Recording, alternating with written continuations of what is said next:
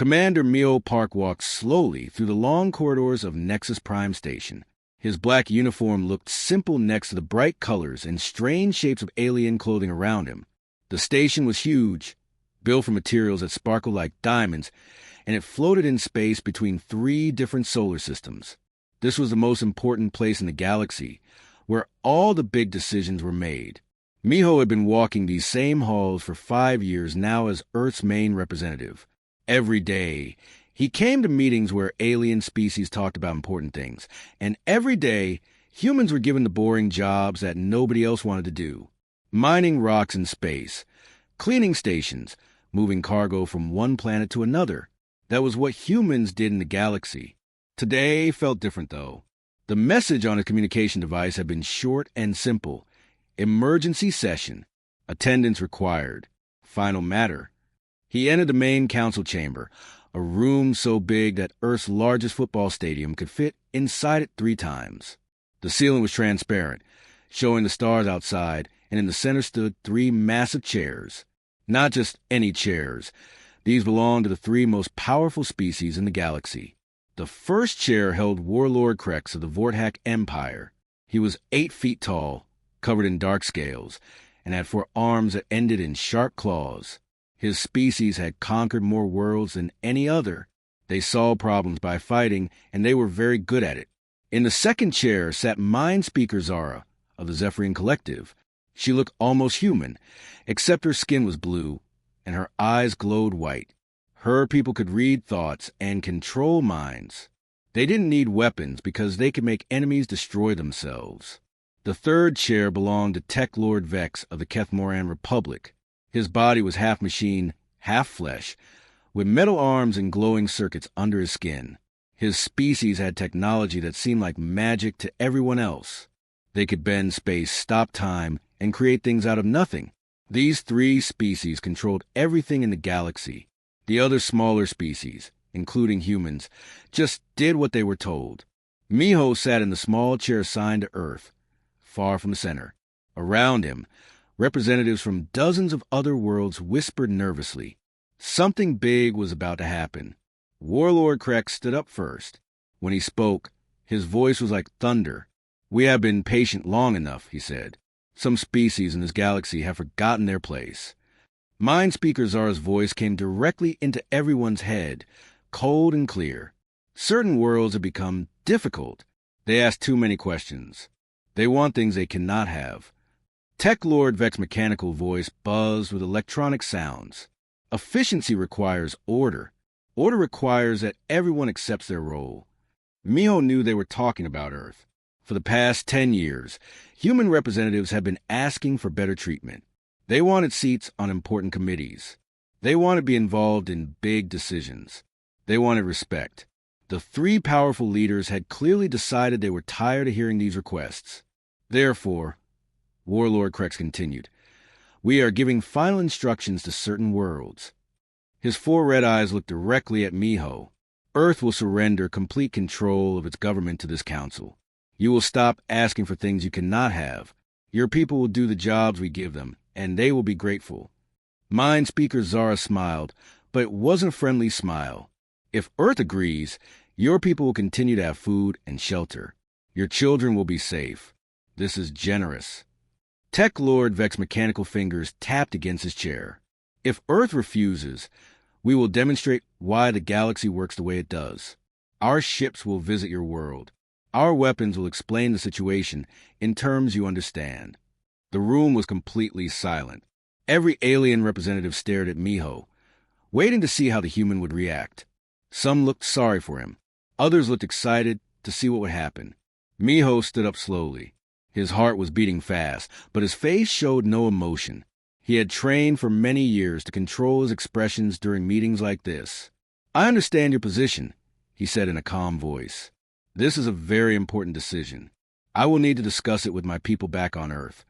Warlord Krex laughed, a sound like breaking rocks. "Discuss? There is nothing to discuss. You will accept or you will be destroyed." "Of course," Miho nodded politely. "But my government requires that I follow proper procedures. I need to send your message to Earth and wait for official instructions. This is how human politics work. Mind Speaker Zara tried to read his thoughts, but Mio had learned long ago to keep his mind focused on simple, boring things during meetings. Right now, he was thinking about what he would eat for dinner. Tech Lord Vex made an annoyed electronic sound. How long do you need? One standard galactic cycle should be enough, Miho replied. 72 Earth hours. The three leaders looked at each other. Finally, Warlord Krex nodded. Very well, 72 hours. Then you will give us your answer, and it will be the right answer. Miho bowed slightly, turned around, and walked out of the chamber. Behind him, the aliens began talking loudly about what would happen to Earth. Some sounded excited about the possibility of violence. As Miho walked back through the corridors, he passed Lieutenant Hannah Kim, who had been waiting outside. She fell into step beside him. "How did it go, sir?" she asked quietly. Miho waited until they were far from the council chamber before he answered. Then he smiled for the first time in hours. "Contact Earth immediately," he said. "Tell Admiral Lee that it's time. Send message code 77 Alpha." Hannah's eyes grew wide. She knew what that code meant. Every human in the galaxy knew what that code meant. After 50 years of being polite, it was time to stop pretending. Admiral Jai when Lee stood in a room that didn't officially exist. 5 miles beneath the Pacific Ocean, hidden under layers of rock and metal, the true Terran Command Center hummed with quiet activity. The room was enormous, bigger than any building on Earth's surface, and filled with holographic displays that showed the real situation across the galaxy. Around the massive circular table sat 50 people who were supposed to be dead, retired, or working normal jobs. But these were Earth's real leaders, the ones who had been planning for this day since humans first met aliens 50 years ago. Code 77 Alpha confirmed, announced Dr. Bora Choi, Earth's actual head of intelligence. She looked nothing like the sweet old woman who taught alien children at the Cultural Exchange Center on Nexus Prime. Here, her eyes were sharp as knives, and her voice carried the authority of someone who had spent decades gathering secrets. Admiral Lee pressed a button on the table, and the room's lights dimmed.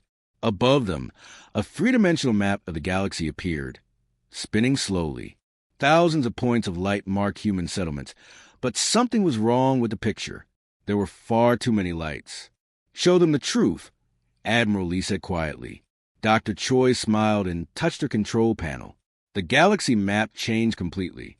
What looked like small mining stations suddenly revealed themselves as massive military bases. Tiny research outposts grew into heavily armed fortresses. Simple transport ships shed their outer shells to show sleek warships underneath. "My God," whispered Minister Kyung Park, who officially worked as a trade negotiator but actually ran Earth's spy networks. "We really did it." The map now showed the reality. Humans weren't just in 50 systems doing simple jobs. They were in over 300 systems, with hidden bases, secret shipyards, and camouflage weapons platforms.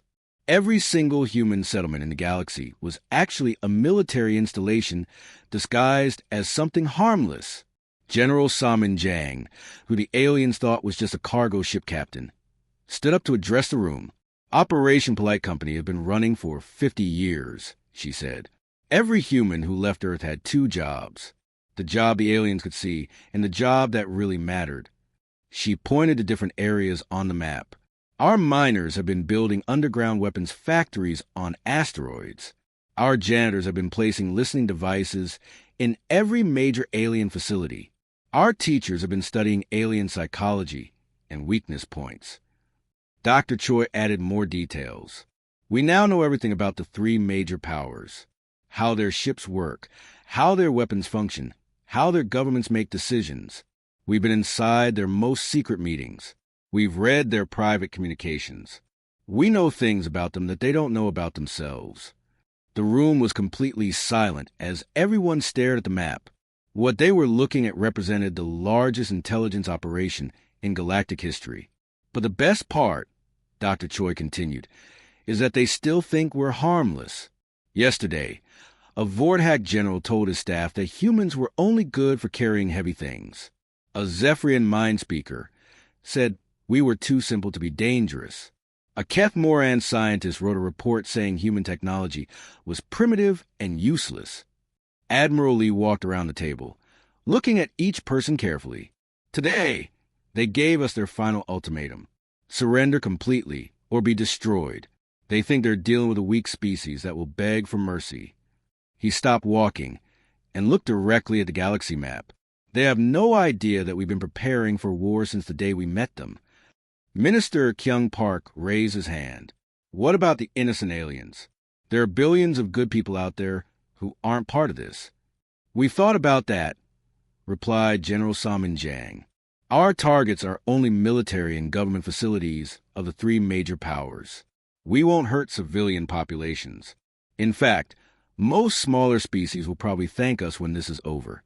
Dr. Bora Choi brought up another display showing alien social structures. The Vorthak, Zephyrians, and Keth Morans have been bullying smaller species for centuries. Everyone else in the galaxy is afraid of them. If we remove their power, it will actually make life better for most aliens. Admiral Lee pressed another button, and the map zoomed in on Earth itself. What looked like a peaceful blue planet was actually surrounded by invisible defense systems. Weapon satellites disguised as weather monitors floated in orbit. Underground bases on the Moon and Mars were ready to launch attacks anywhere in the galaxy. The question now, Admiral Lee said, is simple. Do we reveal ourselves? Around the table, 50 hands slowly rose into the air. The vote was unanimous. Very well, Admiral Lee nodded. Send a message to every human in the galaxy. Operation Polite Company is over. Operation Honest answer begins in 72 hours. Dr. Choi began typing commands into her console. Across the galaxy, thousands of humans received a simple message on their secret communication devices. The game is finished. Show them who we really are. On mining stations, human workers quietly activated weapon systems that had been hidden for decades. On transport ships, captains began preparing their vessels for their true purpose. In alien cities, human diplomats and teachers started gathering intelligence for the final phase. The three most powerful species in the galaxy had just made the biggest mistake in their history. They had given humanity an ultimatum, expecting fear and surrender. Instead, they had awakened something that had been waiting patiently for 50 years. Earth was done being polite. Commander Miho Park walked back into the council chamber exactly 72 hours after he had left. The same three massive chairs held the same three powerful aliens who thought they controlled the galaxy. Around them, representatives from dozens of smaller species waited nervously to see what would happen to Earth. Miho looked exactly the same as before. His simple black uniform was clean and pressed. His face showed no emotion. Behind him walked Lieutenant Hanakim and three other human diplomats who had spent years being insulted and ignored in these halls. But something was different this time. Every human in the chamber carried a small silver device that hadn't been there before. Well, Warlord Krex's voice boomed through the room. What is Earth's answer to our generous offer? Miho stepped forward and bowed slightly, just as he had done thousands of times before. Honored representatives, he began, his voice carrying clearly through the chamber and across every communication channel in the galaxy. Thank you for your patience. He paused and looked around the room, making eye contact with alien representatives who had watched humans being treated badly for 50 years. Some of them looked sorry for what was about to happen to Earth. For 50 years, Miho continued, we have been polite. We have followed your rules without question. We have accepted every job you gave us, no matter how dangerous or difficult. We have listened to your insults and responded with smiles. Mind Speaker Zard tried to read his thoughts, but just like before, his mind seemed focused on boring, everyday things. She frowned with concentration. We have endured your contempt with grace, Miho said. We have been patient when you treated us like servants. We have been diplomatic when you called us weak and stupid. Tech Lord Vex made an annoyed electronic sound. Get to the point, human. Do you surrender or not? Miho smiled for the first time since entering the chamber. That's exactly the point. You have mistaken our diplomacy for weakness. You have confused our patience with inability. You have thought that our politeness meant we were afraid of you. He pressed the silver device in his hand. All across the galaxy, at exactly the same moment, something incredible happened. On the mining station in the Kepler system, human workers pressed buttons hidden inside their equipment. The rocky asteroid they had been mining for 20 years suddenly revealed massive gun turrets and energy shields. What the aliens thought was a simple mining operation was actually a fortress that could destroy entire fleets. On the transport ship Peaceful Journey, Captain Dojin Lee spoke into his communicator. "Drop the disguise." The ship's outer hull fell away like old clothes, showing a sleek warship underneath. Its weapons were more advanced than anything the three major powers had ever seen. In the Zephyrian capital city, human teacher Yuna Song stood up from her desk where she had been teaching alien children for 15 years. She walked to a window and placed a small device on the glass. Suddenly, every computer in the city began showing the same message. "We know everything you've been hiding." This was happening on 300 worlds at the same time. Back in the council chamber, holographic displays began appearing around Miho. They showed the truth about human presence in the galaxy. Mining stations became military bases. Transport ships became warships. Research facilities became weapons factories. The alien representatives stared in shock as the displays showed the real size of human operations. They weren't in 50 systems like everyone thought. They were in over 300 systems, with enough firepower to fight the entire galaxy. "This is impossible," Mind Speaker Zara whispered. "We would have detected such preparations." "You detected exactly what we wanted you to detect," Lieutenant Hanakim replied. "Our janitors planted listening devices in your most secret meetings. Our mechanics install hidden cameras in your ships. Our cooks learned your military codes while serving your food." Warlord Krek stood up, his forearms reaching for weapons that weren't there. Security wasn't allowed in the council chamber. "You dare to threaten us?" "We're not threatening anyone," Miho said calmly. "We're simply showing you the truth. For 50 years, you thought you knew everything about humans. You were completely wrong." Tech Lord Vex's mechanical parts were buzzing with activity as he tried to understand what he was seeing. "Your technology, it shouldn't be possible. Our sensors would have found it." Dr. Bor Choi's face appeared on one of the displays. She was no longer pretending to be a simple cultural teacher. "Your sensors found exactly what we programmed them to find. We've been studying your technology for 5 decades. We know how it works better than you do." Around the chamber, representatives from smaller alien species were starting to smile. Many of them had been bullied by the 3 major powers for centuries. They were happy to see someone finally standing up to their oppressors. "What do you want?" Mind Speaker Zara asked, her mental powers failing to penetrate human minds that had been trained to resist psychic attacks. Miho looked at each of the 3 powerful aliens in turn. "We want exactly what we've always wanted. Respect, equality, fair treatment for all species in the galaxy." He gestured to the displays around him. "The difference is that now you understand we're not asking as beggars. We're asking as equals. You can accept our partnership, or you can learn why being polite is a choice we make, not a weakness we have." The chamber fell completely silent. For the first time in galactic history, the 3 most powerful species had no idea what to say. Humanity had just changed the rules of the game forever. Captain Salmon Jang sat in the command chair of the ship that aliens had known as Cargo Hauler 7 for 15 years. But now the fake outer hull was gone, revealing the sleek warship underneath. Its real name was Harmony, and it was unlike anything the galaxy had ever seen. "Captain," reported Lieutenant Bora at the communication station, "we're receiving the enemy response. All 3 powers are mobilizing their fleets." Through the main view screen, Salmon could see them coming. First came the Vortak dreadnoughts, massive black ships shaped like flying fortresses. Each one was 3 miles long and carried enough weapons to destroy entire planets. They had never lost a battle in 500 years. Behind them came the Zephyrian Mindwalker ships, silver vessels that looked like giant metal flowers. They didn't need traditional weapons because their crews could reach across space and drive enemy pilots insane with their thoughts. Last came the Kethmoran reality benders, ships that seemed to shift and change shape as they moved. Their weapons could fold space, stop time, or make enemy vessels simply cease to exist. All human ships. This is Captain Jang. Salmon spoke into her communicator. Remember the mission. We're not here to destroy anyone. We're here to teach them a lesson they'll never forget. Around her, the bridge crew worked with calm efficiency. These weren't the nervous cargo handlers that aliens had seen for years.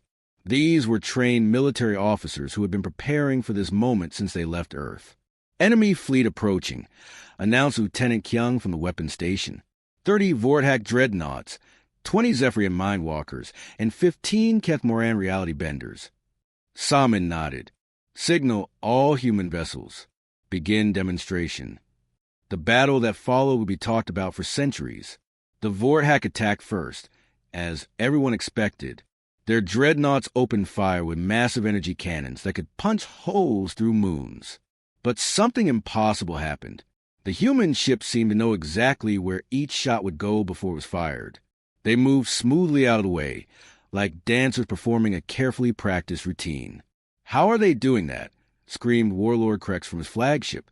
"No one can predict our battle tactics." What he didn't know was that humans had been watching Vorthak military exercises for 40 years. Every strategy, every battle plan, every possible attack pattern had been recorded and studied. The human ships weren't guessing where the shots would go. They knew.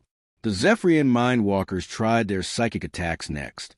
Invisible waves of mental energy shot toward the human ships, designed to drive the crews crazy with fear and confusion. But the attacks simply stopped. They hit some kind of barrier around the human ships and disappeared. Impossible. Mind speakers are aghast. Nothing can block our mind powers. She was wrong. Deep inside each human ship, special rooms lined with materials taken from Zephyrian technology created perfect mental shields. The humans had learned to turn the aliens' own science against them. The Kethmoran tried their reality-warping weapons. Beams of energy that could change the laws of physics shot toward the human fleet. Space itself began to twist and bend. But the human ships kept flying normally, as if the reality warpers weren't working at all. Tech Lord Vex stared at his control panels in confusion. Their ships shouldn't be able to exist in warp space. What are they made of? The answer was simple. Human ships were built using principles that the Kethmoran had never seen before. While the aliens relied on bending existing laws of physics, humans had discovered entirely new ones. Now it was humanity's turn. The Harmony moved forward, alone, toward the entire enemy fleet. Salmon stood up from her command chair and walked to the main view screen. "This is Captain Salmon Jang of the Terran ship Harmony. She broadcasts on all frequencies. We're going to show you something new." The human ship fired a single weapon. It wasn't a massive energy beam or a reality-warping attack. It looked like a simple beam of blue light. But when it hit the lead Vorthak dreadnought, something amazing happened. The enormous warship simply stopped working. Its engines shut down. Its weapons went silent. Its shields disappeared. The ship was completely undamaged, but it was as helpless as a floating piece of metal. "What did you do to us?" Warlord Krex demanded over the communication channel. "We turned off your ship," Salmon replied calmly. "Your crew is safe. Your systems will restart in 1 hour. But right now you can't hurt anyone." The blue beam fired again and again. Each time it hit an alien ship, that vessel became harmless. Within 10 minutes, the entire enemy fleet was floating helplessly in space. Thousands of alien warriors sat in their ships, completely unharmed but totally powerless. "This is impossible," Tech Lord Vex whispered. "Our ships are the most advanced in the galaxy." They were. Lieutenant Bora replied over the open channel. "But we've had 50 years to study them and build something better." Captain Salmon walked back to her command chair and sat down. "We could have destroyed all of you in the first minute of this battle," she announced to the disabled fleet. "We chose not to. We could take your ships as prizes. We chose not to. We could leave you floating here forever. We chose not to." She paused, looking at the view screen showing dozens of helpless enemy vessels. "We are giving you a choice that you never gave others. Learn to live as equals, or learn what happens when you force peaceful people to stop being polite." All across the galaxy, other human fleets were having similar conversations with alien forces. The message was always the same. We are stronger than you thought, but we choose mercy over destruction. The three most powerful species in galactic history had just learned what it felt like to be completely helpless. 6 months later, Commander Miho Park stood in the same council chamber where everything had changed. But now, instead of sitting in a small chair far from the center, he spoke from the captain's chair of Earth's flagship Determination. Through the massive transparent walls behind him, hundreds of human warships floated peacefully in formation. The chamber looked very different now. The three enormous chairs that had once held the galaxy's most powerful leaders were gone. In their place sat a circular table where representatives from dozens of species could meet as equals. The Vorthak, Zephyrian, and Kethmoran delegates were there, but they sat in normal-sized chairs like everyone else. The monthly Galactic Council meeting will now begin, announced Ambassador Unisong, who had once pretended to be a simple teacher. She now served as the Council's neutral mediator, chosen by all the member species. Warlord Krex raised one of his four hands. He looked much older than he had 6 months ago. The Vorthak Empire wishes to report on our progress with the refugee settlement program. It was strange to hear the former conqueror talking about helping refugees instead of creating them. We have successfully relocated 50,000 Altarian families to safe worlds in our territory. Our warriors are now working as construction crews to build their new homes. Many species around the table nodded approvingly. The Altarians have been running from Vorthak armies for centuries. Now those same warriors were helping them build new lives. Mind Speaker Zara spoke next, her mental voice much quieter than before. The Zephyrian Collective has completed the Memory Healing Project on Kepler 7. We have removed traumatic war memories from 3,000 survivors. With their permission, our mind speakers are learning to heal instead of harm. Tech Lord Vex Mechanical Parts buzzed softly as he stood. The Kethmoran Republic has finished installing new communication networks on 12 worlds. These systems will allow isolated species to connect with the galactic community for the first time. Miho listened to these reports with satisfaction.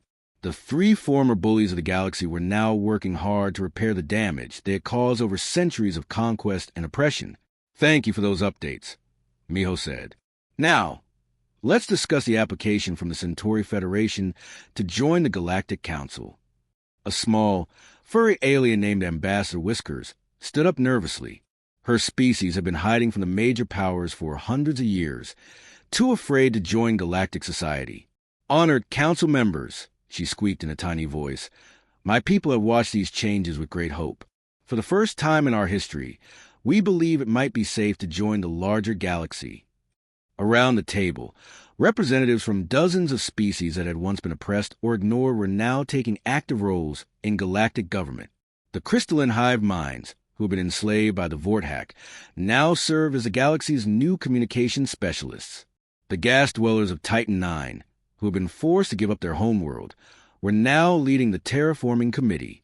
The application is approved unanimously, Miho announced. Welcome to the council, Ambassador Whiskers. After the meeting ended, Miho walked through the corridors of Nexus Prime Station with Lieutenant Hanakim. The station looked much the same as before, but the atmosphere was completely different.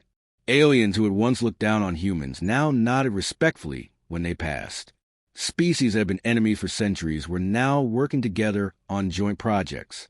Admiral, Hannah said quietly, we're receiving reports from the Outer Rim territories. The last Vorthak holdout fleet has agreed to surrender. General Take is negotiating their peaceful integration into the new order. Miho smiled.